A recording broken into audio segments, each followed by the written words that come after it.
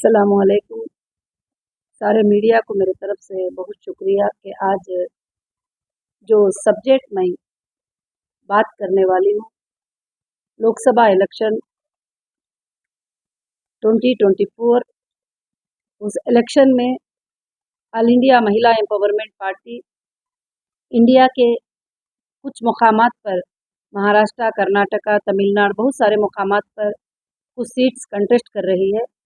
ख़ासकर से आज का जो प्रेस कॉन्फ्रेंस है, हैदराबाद चार मीनार कॉन्स्टिट्यूंसी से एमईपी कंटेस्ट करेगी लोकसभा इलेक्शन, और वो इलेक्शन कंटेस्ट करने का मकसद ये रहेगा कि आज तक वहाँ पर जो डेवलपमेंट नहीं है, जैसे हैदराबाद को एक आइकॉन सिटी कहा जाता है, जहाँ चार मीनार को जाते हैं तो वो एक नमूना और निशानी की जगह होती है, मगर वहाँ पर जब हम जाते हैं तो सिर्फ कचरा और गंदगी, नाले वगैरह नज़र आते हैं। और ख़ासकर से ओल्ड सिटी के जो मुसलमान हैं और जो बच्चे हैं, वहाँ के डेवलपमेंट की बहुत से बहुत कमी है। और काफ़ी रिपोर्ट्स, काफ़ी महिलाओं के रिपोर्ट्स मेरे पास आ चुके हैं।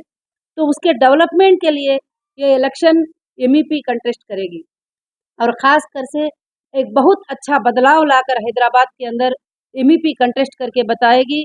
सारे लोगों का अगर साथ रहेगा, आप सबका, मीडिया के भाइयों का, सबका साथ रहेगा, तो ज़रूर हैदराबाद की सीट को जीतकर हैदराबाद को जो ओल्ड सिटी के नाम से जो मशहूर हुआ है, उसको एक गोल्ड सिटी बनाने की पूरी कोशिश करेंगे।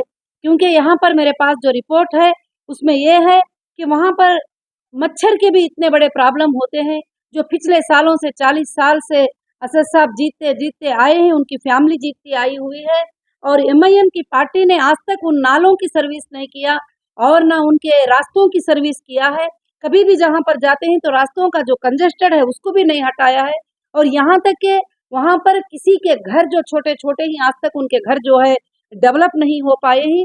और वहाँ के लड़कियों के लिए, वहाँ स्कूल्स के लिए, उनके जो भी सहूलियात थी, उनको सहूलियात करने के लिए जो है ये पार्टी एमईपी जो है कंटेस्ट करेगी लोकसभा इलेक्शन 2024, और मैं भी देखूंगी इंशाअल्लाह। क्योंकि ये जमहूरियत है, ये इंडियन कॉन्स्टिट्यूशन है, एक छोटे से इंसान को भी राइट है कंटेस्ट करने का, उसको वोट मांगने का राइट है, उसको वहाँ पर डेवलपमेंट बोलने का राइट है। तो इंशाअल्लाह वो राइट से मैं भी जो है अल्लाह के फजल से मांग रही हूँ। और मैं इसलिए आप सबसे रिक्वेस्ट करती हूँ कि मैं ज़रूर से ज़रूर जो है हैदराबाद में बदलाव लाना चाहती हूँ। खासकर से आज का प्रेस कॉन्फ्रेंस मेरा खासकर से हैदराबाद के बदलाव के लिए है। लोगों को चाहिए कि आंख खोले और अंधे मत बन जाए।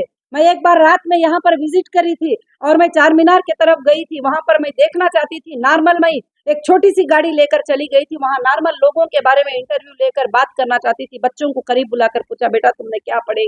बोले 8 क्लास पढ़े ही, 9 क्लास पढ़े ही, 10 क्लास पढ़े। कोई भी बच्चा वहां पर काम करता रह जाता है। तो ये सारे चीजों को हटाकर जो है डेवलपमेंट, फिर वहां से मैंने ओल्ड सिटी से और हैदराबाद से गुजरती हुई थोड़ा एरिया को, तो मेरा दिल बड़ा दुख हुआ कि खाली वो एरिया खत्म होता है तो वहां से खुशियां शुरू होते हैं, वहां से सिटी खूबसूरत हो जाती है, वहां से बिल्डिंग नजर आते हैं, वहां से रोड नजर आते हैं, सब नजर आते हैं। अगर गंदगी है, अगर कंजेस्टेड है, अगर घरों को बिल्कुल डेवलपमेंट नहीं किया गया है, तो वह हैदराबाद गोल्ड सिटी के अंदर है। तो मैं हैदराबाद की गोल्ड सिटी को गोल्ड सिटी बनाने का मकसद, ये नाइंसाफियों पर लड़ाई करने का मकसद, मैं 2012 से फाइट कर रही हूँ और कोर्ट्स में हर जगह मेरी जीत हुई है। मैं उम्मीद रखती हूँ अल्लाह की जात से कि मैं यहाँ भी जरूर जीतूंगी इंशाअल्लाह, और जरूर कामयाब होंगी।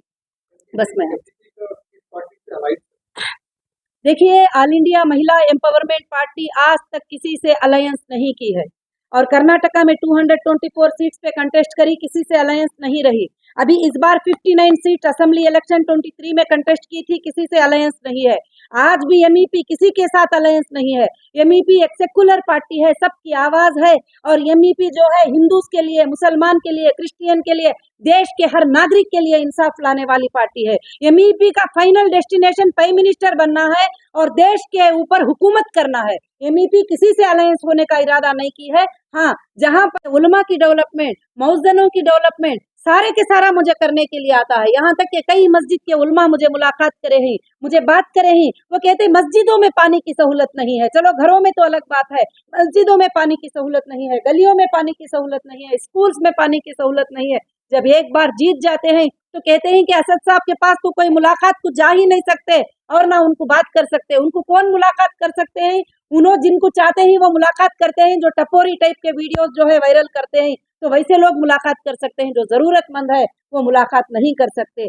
40 साल से जुल्म से जीत कर आना, और जीत कर आई है, खुशी की बात है, कोई गमी की बात नहीं, मगर लोगों के साथ इंसाफ करिए और बच्चों के साथ इंसाफ करिए, यूथ के साथ इंसाफ करिए, वहां के महिलाओं के साथ इंसाफ करिए, जरूर से जरूर। तो आज मेरा ख्वाब, मेरा मकसद यही है कि मैं जब पूरे तेलंगाना का अनाउंसमेंट की तो मुझे केसीआर, असदुद्दीन साहब सब मिलकर मीटिंग करके दिल्ली को कमिश्नर साहब को भेज के मुझे अरेस्ट करवा दिए और वहां से फ्लाइट में मुझे लेकर आए। कौन से एक्टिव को फ्लाइट में लेके आते हैं? फ्लाइट में लेके आए और वहां से हर जगह भी लेके जाने के लिए फ्लाइट में मुझे घुमाए, क्योंकि उनका मकसद मुझे ये नहीं करना था बल्कि मुझे हाइड कर देना था और मुझे छुपा देना था। मगर ऊपर वाला बहुत बड़ा होता है। जब नाइंसाफी की बात आती है तो मुझे झूठ, रमजान के महीने में मुझे ईडी कस्टडी में ली थी, चंचलगौड़ा जेल के सामने मैं गिर गई थी रोजे की हालत में। सारी दुनिया ने देखा था वो चीज को। आज सिर्फ रमजान के महीने में कविता जी को भी अरेस्ट करके लेके गए दिल्ली को। क्यों? कि कभी भी राजनीति या सीट जो है ना किसी की भी नहीं होती, ये कोई भी हार सकते हैं, कोई भी जीत सकते हैं। मेरा आज ये कहने का मकसद ये है कि लोगों के साथ इंसाफ करिए और कभी भी इंसाफ के लिए नहीं डरना है, और इंसाफ के लिए जुबान उठाना बहुत जरूरी है। और खास कर से मेरा मकसद है कि असद साहब को हटाकर वर्ल्ड सिटी को जो है गोल्ड सिटी बनाना है और वहां के हर यूथ को जो है कि डेवलपमेंट में लाना है, हर महिला को वहां के राइट्स देना है। और वहां पर जो है, मुझे कल से कई व्हाट्सएप आ रहे थे, कई चीजें आ रहे थे कि वहां पर आकर तो देखो, वहां पर तो फिर कर तो देखो, वहां पर तो आप बता कर तो देखो। मैं गली गली जाऊंगी, घर घर जाऊंगी और मैं सबको बताऊंगी।